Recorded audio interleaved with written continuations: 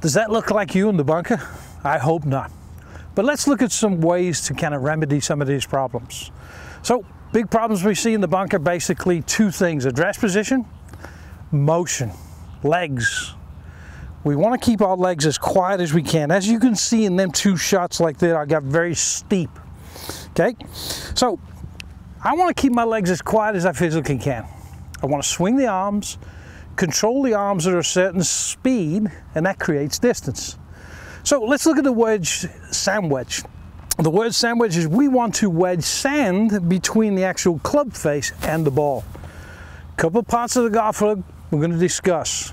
This is the leading edge, this is the enemy, this is your friend. You never ever want to hit the golf ball with the leading edge. We always want to bounce the actual wedge off the sand, off the grass, off the hard pan, whatever you're trying to hit it off. Okay, so if we set the golf club up, ball back in the stance, handle forward, where's the leading edge? The leading edge is now low. It's always going to hit the ground first and it's going to dig on you. So, unless you've got a tremendous amount of power, you're not really going to get the golf ball out.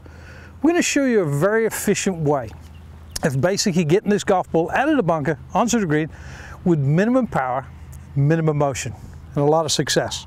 So basically what I'm going to do right now is I'm going to put the golf ball in a proper position. We want the ball position to be 3 inches off the inside of your lead heel. Okay, so the lead heel would be somewhere right about here, so there's my 3 inches. And once again, this is a practice area, so you can touch the sand during the actual practice shots. As soon as we get in the golf course, basically we need to kind of monitor that and not touch the sand.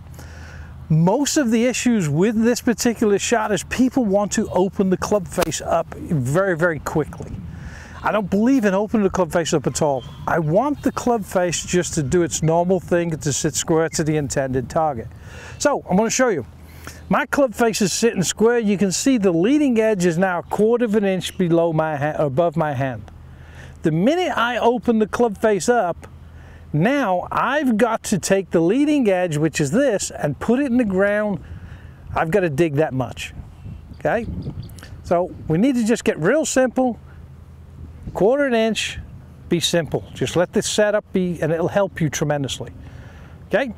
So we call the top of the grip the butt of the club. We always want the butt of the club in the center of the belly. Never ever forward. Okay, so I've got a good setup right now. The stance can be a little bit open, just a shade, not much. So don't get real, just be real simple with this particular shot. So the ball position is good. My stance is a little bit open. What I want you to notice in this particular shot is how quiet my legs actually are. Okay, so I'm going to hit a golf shot.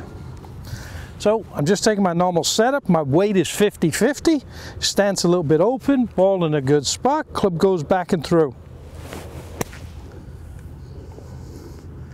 And that's actually not a bad golf shot. It's about 4 or 5 feet. I think even I can make that one. So once again, did you notice how quiet my legs are? My legs are very, very quiet during this particular golf shot. The tendency when I play bad or I hit this particular shot bad is my right knee goes down. As soon as my right knee goes down, basically I get lower and I generally hit it fat. Okay? Or too much sand. So once again, I'm just going to hit a couple more of these shots and then we'll finish up with a nice easy trick shot to help you impress your friends. So once again, I'll take a practice swing. I'll never actually hit the ground. If you want to, you could actually go outside the perimeters of the bunker. That would be legal, and do a couple practice swings. Because the philosophy here is the same philosophy outside the bunker. So once again, I'm not opening the club face, just keeping the club face nice and square. And my backswing and my follow through are generally the same. And I'll show you a little bit about the speed of both sides. So once again, nice and balanced, 50-50, club behind the ball, and we go back and forward. And that's an even better shot right there. Okay, so we're getting close to the flag. Did you notice how much sand they actually took during the golf shot?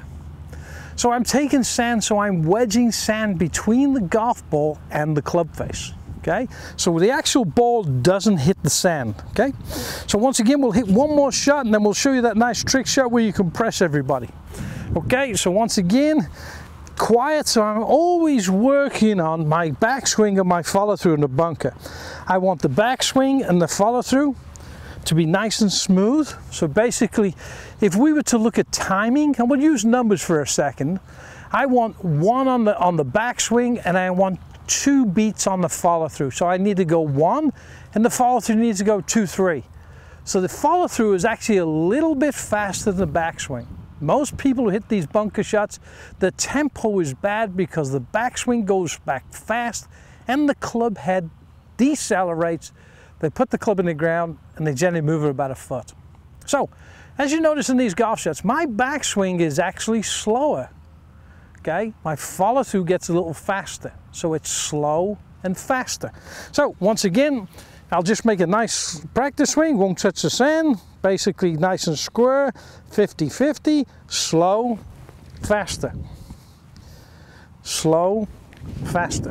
All right, let's see how good we do. Perfect. So now we got another golf shot. Okay. I hope you haven't, I haven't lost you with the tempo, because the tempo is something that is very, very important in this particular golf shot. The tempo, we don't really want to rush the downswing. We want to let the golf swing or the backswing complete itself. And basically as it comes in, it must accelerate through the golf ball. Okay, so we're going to show you that little trick shot right here. So we've got a golf ball, and what we're going to do, we're going to kind of bury it here for a little bit. And as you can see, we can just about see the top of the golf ball. So we're going to let the design of the actual golf club help us get this ball out of the ground. Now most guys at this particular point right now, they would be swinging for the hills. Okay, but we're going to keep our same tempo. We're going to let the design of the golf club help us get the club out. So what I'm going to do is I'm going to really close the club face down. So as you can see, club face is over. Look at this side, that would be my normal position. I'm going to really close the club face. All right, so, and now watch how easy I swing. And now we're not going to have 100% of control of this golf ball. Our main function right now is to get this golf ball out of the bunker, somewhere on the green, around the green, to where we can make a chip and a putt. So once again, legs real still, so you'll see my club face will look a little funny at the address, but look how easy the golf ball comes out. Up and down, same tempo. Up.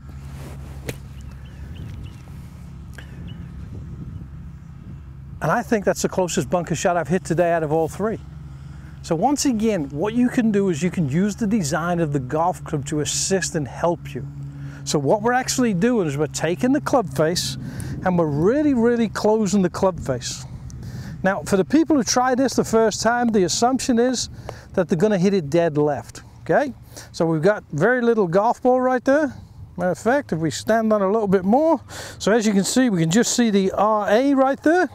Okay, now if this was me and I was playing golf, basically right now what I would actually do, I'd tell somebody to look over there, then I'd kick it out and maybe get myself a good lie. But let's see what we can do with this golf ball. So basically I'm just going to shut the club face down. Now I've got to beat 5 feet right there, so I'm going to shut it down, up and down. And look at that shot. It's going to run a little past the target, but basically now my whole job is to basically get this ball out of this bad lie and go on to where we can hit some better shots and some quality shots and hopefully make some putts and chips. I hope this helped you. Number one, let's do a little recap. Biggest thing we see is setup. Ball position, 3 inches off the inside left heel for a right-handed golfer. The butt of the club, which is the top of the grip, that's always in the belly button. Weight, 50-50. Backswing, we need basically slow to faster, but they've got to be the same length on either side. And then basically just keep them legs as quiet as you can. So what I basically feel when I'm under pressure and I've got to hit a really good bunker shot or a good chip, I feel like my backside's against the wall and I want my arms to swing, and I try and keep that feeling. And then the arms swing and I hit good golf shots. Then I start hitting the ground in the same spot. The downside, if I hit a bad shot personally, my right knee goes down. As it goes down, my right shoulder goes down, I generally hit it heavy. So when you're in the bunker, don't open the club face. We've got sufficient amount of loft on the golf club as it is. The CG, center of gravity.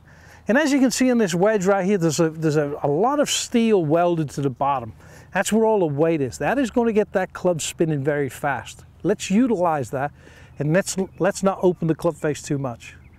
I hope these videos help you. You can contact me here at the club at Shell Point, either by phone, and that number is 239-433-9790, or you can contact me on the web at theclubatshellpoint.com. Thank you and have a great day.